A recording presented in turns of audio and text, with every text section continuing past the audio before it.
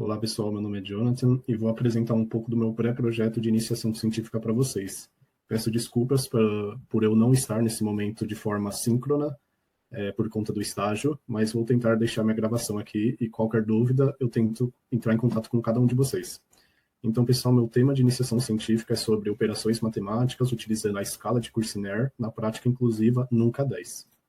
Agora, em relação à introdução e justificativa da minha pesquisa, primeiro definindo o público-alvo da educação especial, segundo a Política Nacional de Educação Especial na Perspectiva da Educação Inclusiva, ou PNEEPI, são aqueles que possuem impedimentos de longo prazo de natureza física, mental, intelectual, sensorial. Inclui-se nesse grupo alunos com autismo, síndromes do espectro do autismo, psicose infantil, altas habilidades ou sobredotação. Além desses, os transtornos funcionais específicos também estão inseridos e correspondem à dislexia, desortografia, disgrafia, descalculia, transtorno de atenção e hiperatividade, entre outros. Bom, agora em relação ao desenho universal para aprendizagem, ou conhecido como DUA, ele normalmente é relacionado a apenas pessoas deficientes, o que é um pensamento errôneo, pois o DUA é relacionado a todos os alunos, pois ele oferece várias estratégias apresentando uma capacidade maior de atender a todos, o que não acontece no ensino tradicional, pois oferece somente o trivial e, consequentemente, não consegue abranger todos os alunos em relação às suas especificidades. E o DUA, o seu diferencial, é que ele começa a levar em conta as diferenças a partir dos interesses dos alunos, os estilos de inteligências, capacidades sensoriais, motoras, cognitivas, sociais, emocionais, entre outras. Podemos dizer que é um recurso de acessibilidade pedagógica. Segundo Zerbato, 2018, o propósito do DUA parece vir ao encontro dos princípios de educação inclusiva, uma vez que se entende que é importante, em parceria com professores especializados e outros profissionais, a elaboração de recursos materiais, atividades e espaços educativos flexíveis para o aprendizado de todos os alunos, contemplando assim a diversidade, os diferentes estilos e os ritmos de aprendizagem. Então, segundo o DUA, a escola como um todo tem que planejar o ensino, o currículo e as diferentes atividades que serão selecionadas para os alunos. Não é somente o professor de alunos especiais, o professor especializado, que tem esse dever de aplicar o DUA, e sim a escola toda, como no geral. Agora falando um pouco sobre o objetivo da pesquisa, que é descrever a brincadeira no Q10, utilizando a escala Kursiner, e analisar seu potencial para o ensino de matemática na perspectiva do ensino do desenho universal e educação inclusiva na modalidade do ensino remoto. A partir disso, a pesquisa buscará estabelecer relações entre a atividade e o DUA. Outros aspectos que serão levados em conta são aqueles pertinentes à educação inclusiva e ao ensino remoto. É esperado que seja possível a prospecção e observação de um processo de aprendizagem significativa sobre noções de unidades, dezenas e centenas.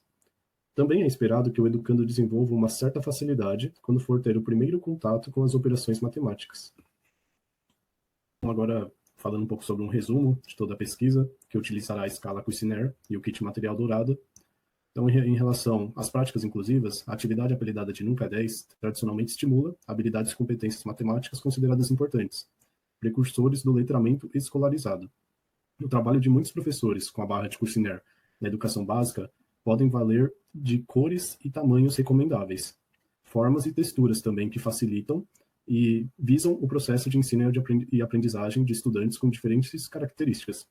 E dentre as várias atividades lúdicas que podem ser trabalhadas nos anos iniciais, existe uma delas que desenvolve e internaliza conceitos de unidades, dezenas e centenas. E essa atividade é o Nunca 10, onde o estudante aprende que não existem 10 unidades, e sim que existe uma barra de Kursiner, que representa uma dezena, ou que um conjunto de 100 unidades concretiza uma centena, que no kit material dourado nós temos representado por uma placa. E assim sucessivamente, até o aluno conseguir juntar 10 placas que correspondem a 1 milhar, que é representado pelo cubo. Agora falando em relação ao material dourado especificamente, ele foi criado pela Maria Montessori.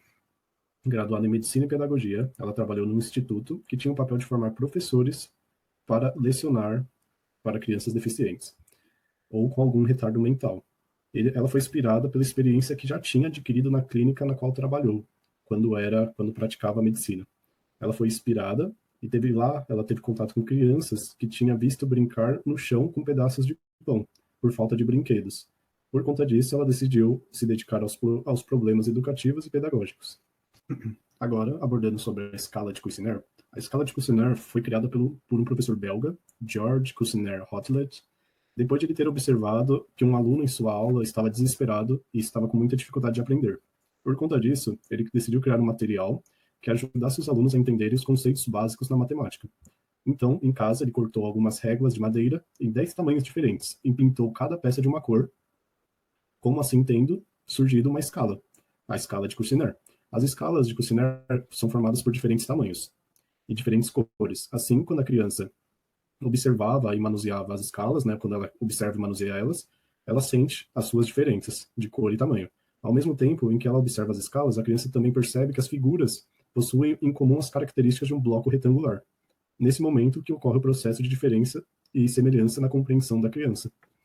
Segundo Tavares, as escalas ajudam e muito a desenvolver a atenção, a memória, a imaginação, a criatividade, as capacidades de cálculo mental, de associação e de comparação, de dedução, a construção de noções matemáticas e a abstração. E também no sentido de número, incluindo a compreensão, a utilização das relações entre as operações, adição, subtração, multiplicação e divisão.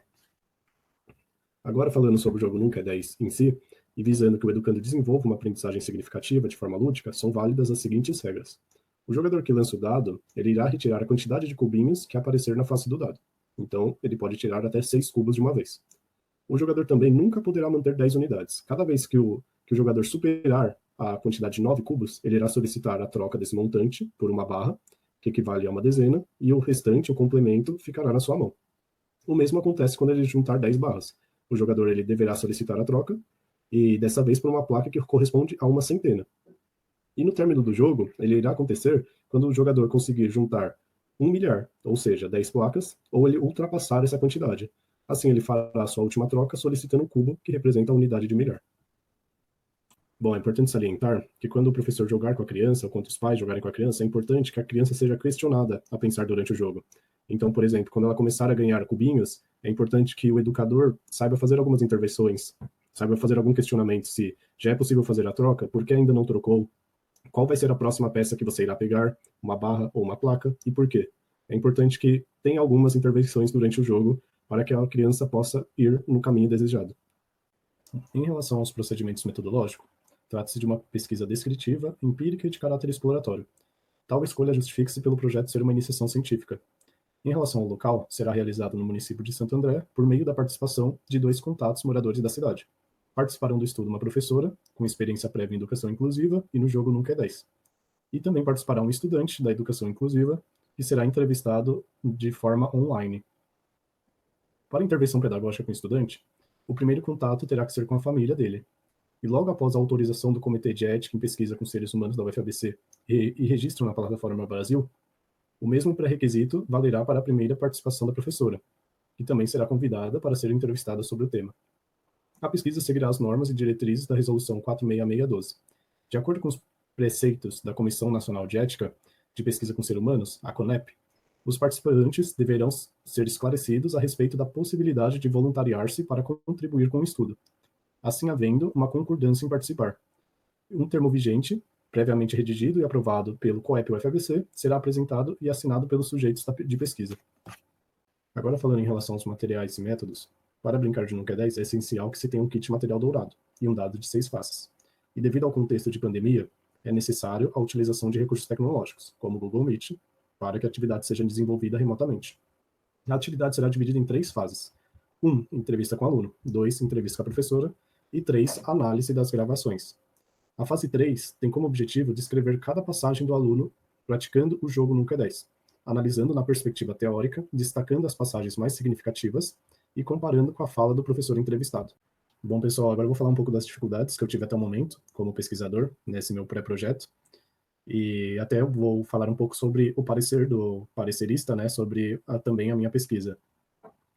Ela citou que o trabalho apresenta um tema atual e relevante na área da educação especial e inclusiva, e interface ao campo da educação matemática. Contudo, o trabalho apresenta alguns conceitos da área descrita de maneira superficial e também alguns equivocados. Ou seja, tive alguns erros nesse meu pré-projeto.